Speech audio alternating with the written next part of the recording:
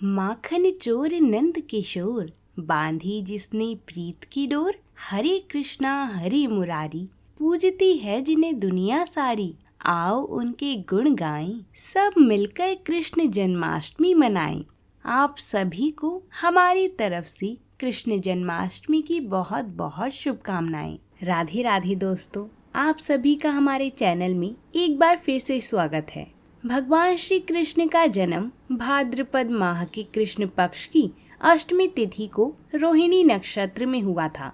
जन्माष्टमी के दिन रात्रि में बड़े धूमधाम से भगवान श्री कृष्ण का जन्मोत्सव मनाया जाता है। इसी दौरान कान्हा के भक्त विधि विधान से उनको स्नान कराते हैं, स्वच्छ वस्त्र पहनाते हैं, उन्हें भोग लगाते हैं और विधि विधान से उनकी पूजा करते हैं। इसी के साथ ही कृष्ण जन्माष्टमी की व्रत कथा को सुनने का भी बड़ा महत्व है। मान्यता है कि इस दिन भगवान श्री कृष्ण की जन्म कथा को सुनना बेहद शुभ फल देने वाली है।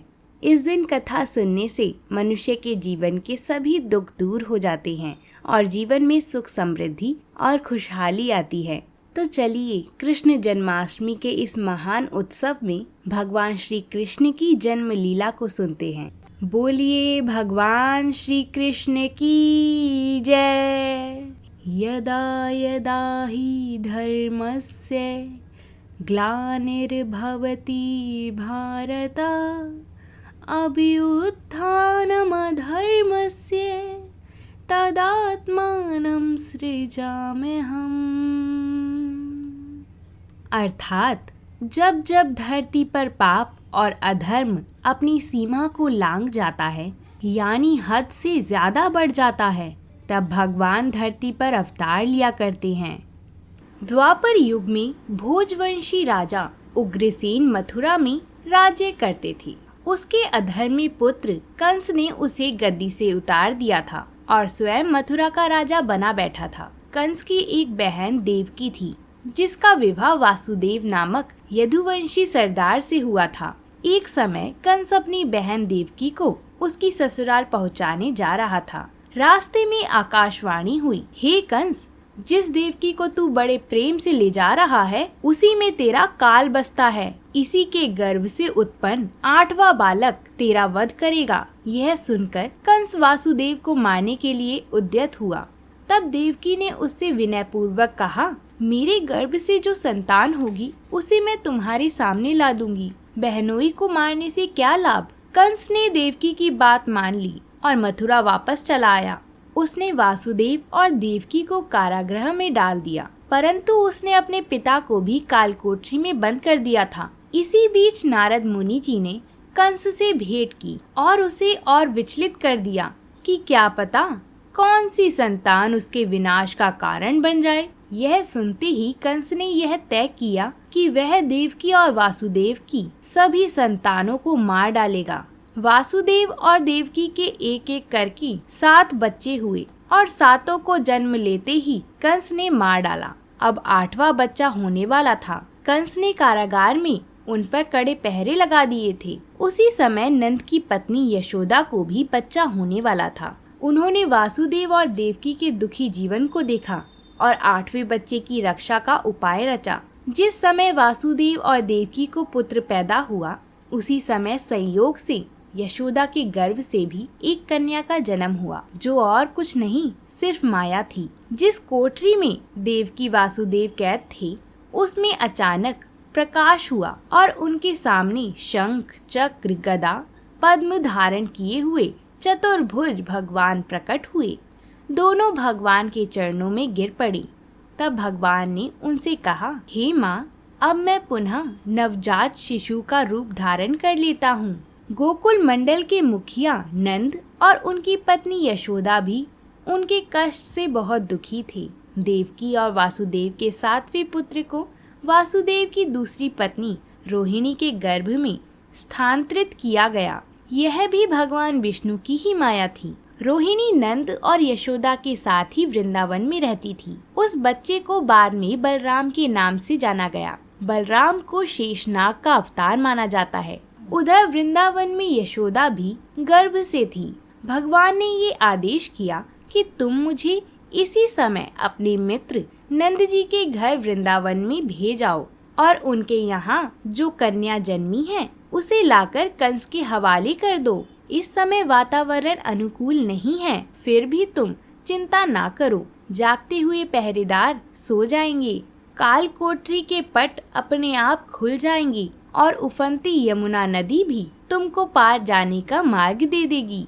वासुदेव ने वैसा ही किया जैसा उन्हीं भगवान विष्णु ने करने को कहा था। जैसे ही देवकी ने नन्हे कृष्ण को जन्म दिया, उसी समय वासुदेव नवजात शिशु रूप श्री कृष्ण को टोकरी में रखकर वृंदावन के लिए निकल पड़े और अथाह यमुना को पार कर नंद जी के घर पहुँचे।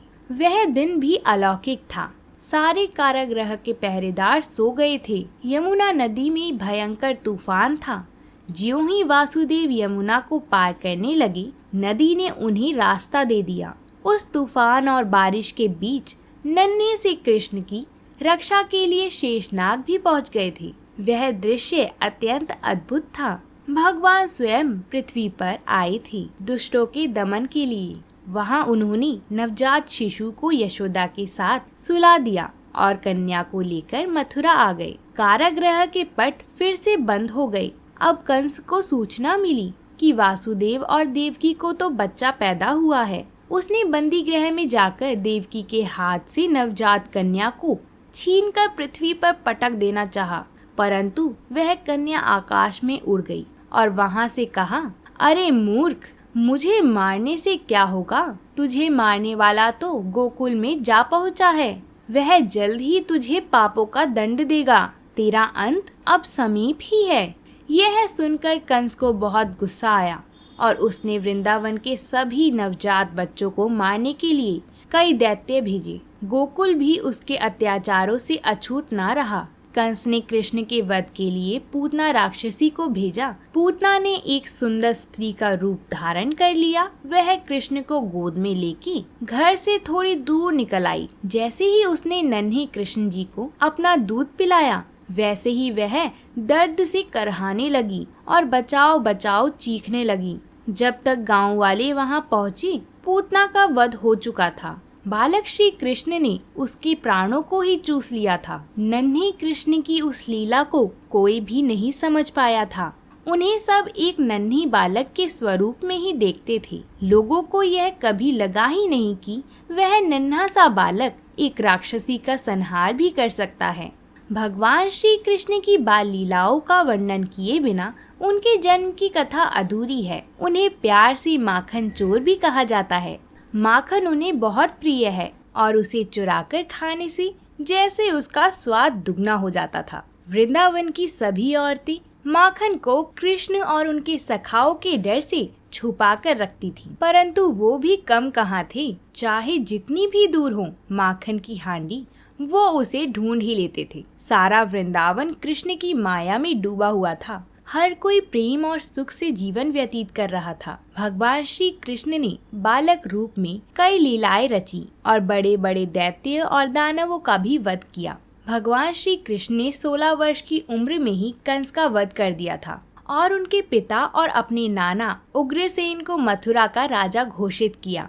इसी तरह खेलते और गाय चराते चराते कृष्ण की बांसुरी की तान सुनते ही दिन गुजरने लगे थे। इसी बीच खेल ही खेल में एक दिन कृष्ण की गेंद यमुना में जा गिरी। यमुना का पानी उसमें स्थित नाग के विष से काला हो चुका था। गेंद की तलाश में कृष्णा ने यमुना में छलांग लगा दी। यह देख के उनके सभी सखा भयभीत हो उठे। कालिया नामक उस नाग ने अपने 110 फनों से कृष्णा पर वार किया। तब कृष्णा ने विराट रूप धारण कर उसके फन के ऊपर मानो सारी पृथ्वी का भार रख दिया। जब कृष्णा उसे मारने ही वाली थी, तब नाग की पत्नी ने कृष्णा से उन्हें छोड़ने की विनती की। कृष्णा के स्वरूप को जानने वाला कालिया नाग ने भी उनसे क्षमा याचना मांगी और यह विश्वास दिलाया कि वह फिर कभी किसी को भी कोई क्षति नहीं पहुंचाएगा। तब कृष्णा ने उसे क्षमा कर दिया।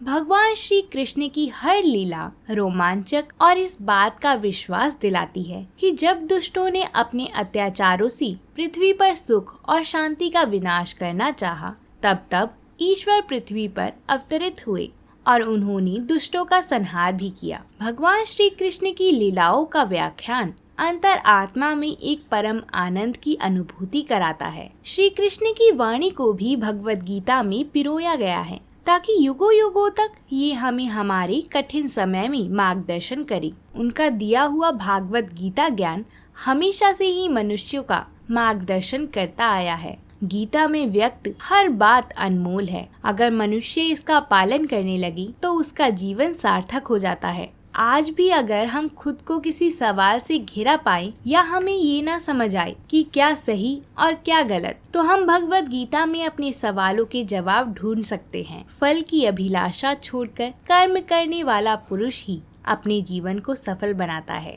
जो भी व्यक्ति जन्माष्टमी के व्रत को करता है वह ऐश्वर्य और मुक्ति को प्राप्त करता है। आयु, कीर्ति, यश, लाभ, पुत्र और पौत्रों को प्राप्त कर इसी जन्म में सभी प्रकारों के सुख को भोग कर अंत में मोक्ष को प्राप्त करता है। जो मनुष्य भक्ति भाव से श्री कृष्ण की कथा सुनते हैं उनके समस्त पाप नष्ट हो जाते हैं, वे उत्तम गति को प्राप्त करते हैं। बोलिए भगवान श्री कृष्ण की जय। तो दोस्तों, आपको अगर ये वीडियो अच्छी लगी हो तो कमेंट में जय श्री कृष्णा जरूर लिखें और साथ ही वीडियो को लाइक, शेयर, साथ ही ऐसी ही व्रत कथाओं को सुनने के लिए हमारे चैनल को सब्सक्राइब भी कर लें।